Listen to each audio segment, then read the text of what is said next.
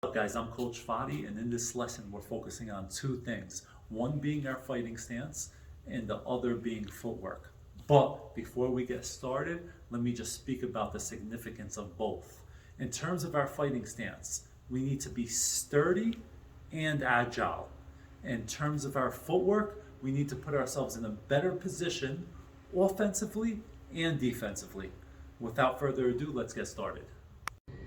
All right, guys, we're gonna begin the fighting stance with our legs. All right, so I'm in a nice, wide, strong stance here. The positioning, if you look at the shape of my legs, it's making an L shaped, right? So my back leg is not directly in back of my lead leg, it's on the right side, a little lateral in comparison to my lead leg.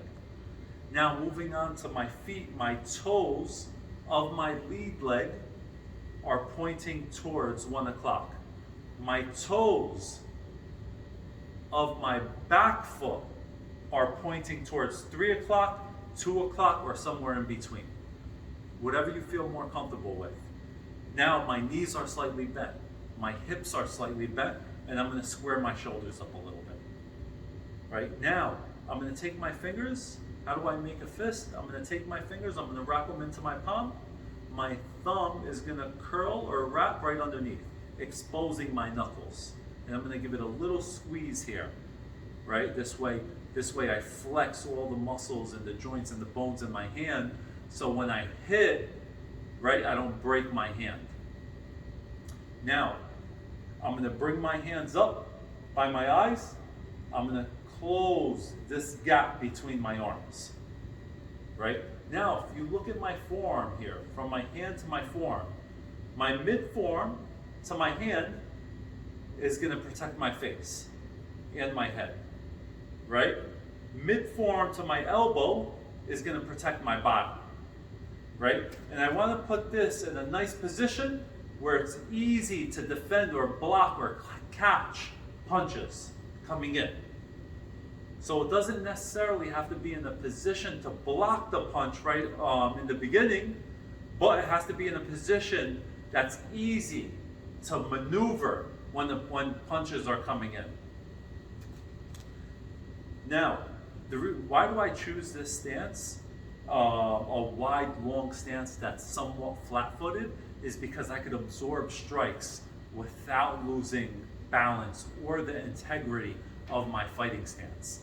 Not only that, I could trade punches and I could punch and kick with power, right? And that makes a big difference in a fight.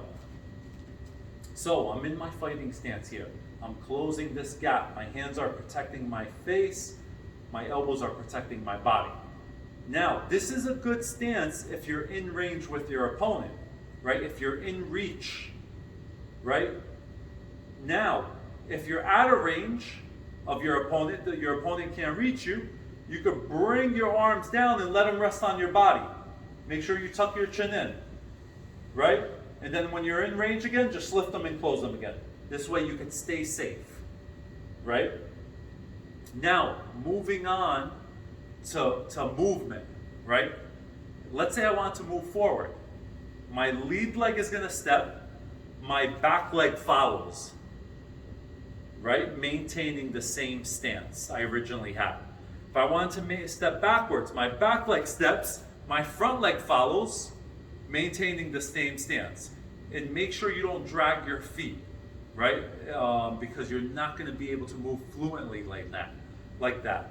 So let's say I wanna move to the right. My back leg steps first, my front leg follows. Not crossing my feet and maintaining the same stance. If I wanna move to the left, my lead leg steps, my back leg follows, right? Let's say I wanted to turn and face my opponent, right? Let's say they're shifting to their right, my lead leg steps, my back leg front steps, right? And I want to point my toes in between their legs. This way I line up with them well. Let's say they're moving to the left, my lead leg steps, my back leg back steps, right? Again, pointing my toes between their legs. That's all the movements you pretty much need but one, right? Now let's say I want to get out of the danger. Let's say I want to get out of danger. Let's say my opponent is very aggressive. They're coming in with 2-3 punch combinations consistently, right? Let's say I want to throw off their angle. I want to break out into a shuffle. So I'm in my fighting stance and I need to get out of there for whatever reason. I break out into a shuffle and now I reset. Right? I break out into a shuffle, I reset back to my fighting stance. Right?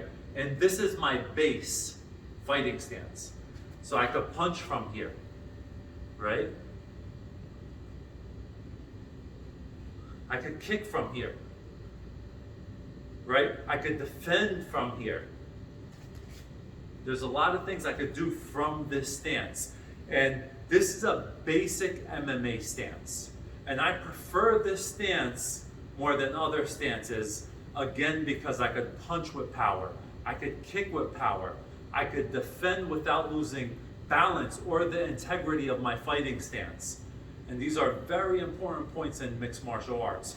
Now, if you're looking for a specific stance, for a specific art, let's say you want to become a Muay Thai, let's say you want to learn Muay Thai or kickboxing or boxing or Taekwondo or karate or whatever art, right? You should go look at a specific stance, right? And that caters to that art. This is more for MMA, boxing, kickboxing. You could use this stance for a lot of things, right? But let's say the rules of for example, some of these arts have a point system like Taekwondo or whatever art it is, right? You might prefer that stance rather than this one. This is more catered towards MMA. All right, I could also defend takedowns from here. I could shoot for takedowns, right? So this is a solid stance for MMA.